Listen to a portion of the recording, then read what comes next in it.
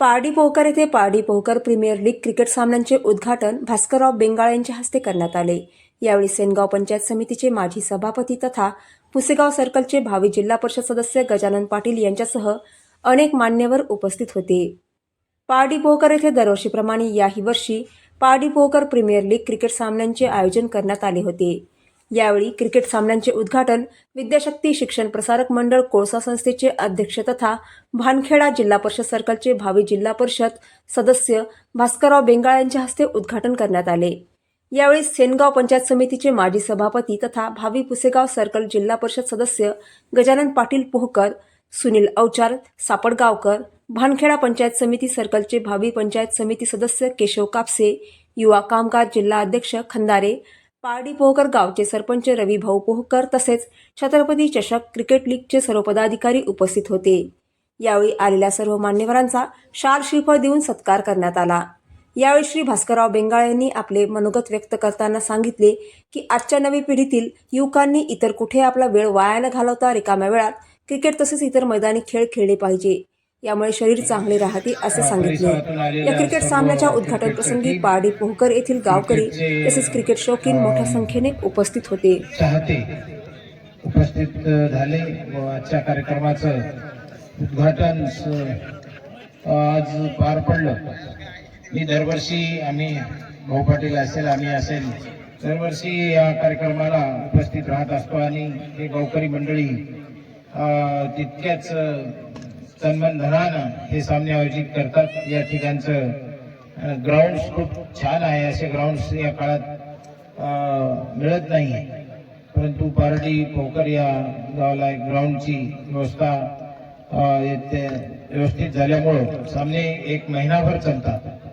म्हणजे जसे जसे इलेक्शन जोरात येतील तसे तसे सामने जोरात येतील व या खेळण्याच्या पाठीमागे उद्देश हा असतो की आम्ही पण स्वतः क्रिकेट खेळलेले आहे आणि ज्यावेळेस आम्ही क्रिकेट खेळलो आमच्या टीम मध्ये अनेक जाती धर्माचे प्लेयर्स असायचे, सोबत आम्ही खेळायचो आणि त्यानंतर ते प्लेयर्स मोठे झाले, कोणी वेगवेगळ्या क्षेत्रात मोठे झाले, परंतु क्रिकेटमुळे आमचे संबंध आज बी टिकून आहेत। वेगवेगळ्या देशामध्ये खेळाचे सामने आयोजित करतात, कारण देशाचे संबंध एकमेकाचे चांगले व्हावे याच्यासाठी सामन्याचं आयोजन केले जातं आणि अशा खेळामधून जे गुण असतात खेळाडूमध्ये ते गुण बाहेर पडतात व त्याच्यातून एक त्यांच्या या खेळाच्या माध्यमातून त्यांच्या शरीर प्रकृतीला एक फायदा होतो, शरीर तंदुरुस्त बनतं।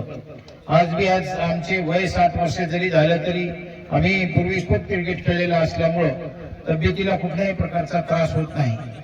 आजकाल नवीन पिढी व्यसनाधीन झाले, समजा व्यसनाधीनच्या मार्गावर जात आहे, परंतु जे खेळाडू आहेत व्यसनापासून दूर राहतात आणि आपलं शरीर सांभाळतात, त्यामुळे खेळाचं आयोजन करणं आणि त्याला कंटिन्युएशन करणं हे आजच्या कार्यकाळामध्ये गरज आहे आणि म्हणून अशा खेळामधून अनेक प्लेयर निवडले जातात व देश पातळीवर रणजी पातळीवर त्यांचा नंबर्स लागतो व ते मोठे होतात।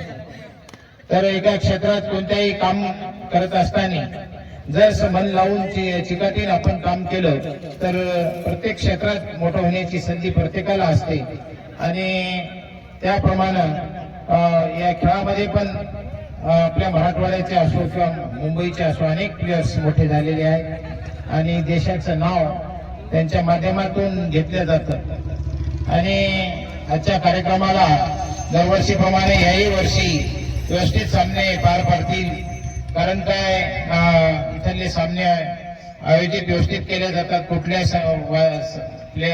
टीम मध्ये संघर्ष होत नाही आणि व्यवस्थित पार पडून सामने व्यवस्थित घेतल्या जातात। त्याप्रमाणे संध्याकाळी उद्घाटन कबड्डीचे जांभरून या ठिकाणी आहे। तिथल्या गावकरी मंडळींनी तिथले नवयुवक मंडळ यांनी पण खूप मोठी तन्मन धनानं स्वतः मेहनत कष्ट करून ग्राउंड तयार केले आणि स्वतः त्याच्यात काम करून ग्राउंड तयार करून त्यांची करावी तेवढी स्तुती कमी आहे आणि